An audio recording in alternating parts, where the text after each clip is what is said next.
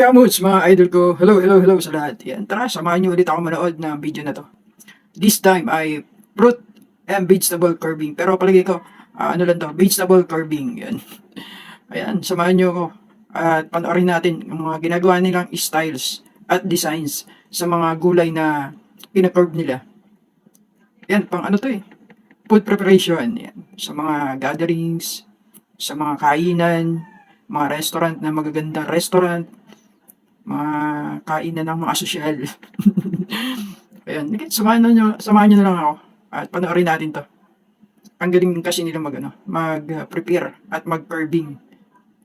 Mga gulay pero na-convert nila into something new na design like flowers, butterflies, ganyan yan. Tingnan natin to, panoorin natin to. Ang cute ng mga ginagawa nila.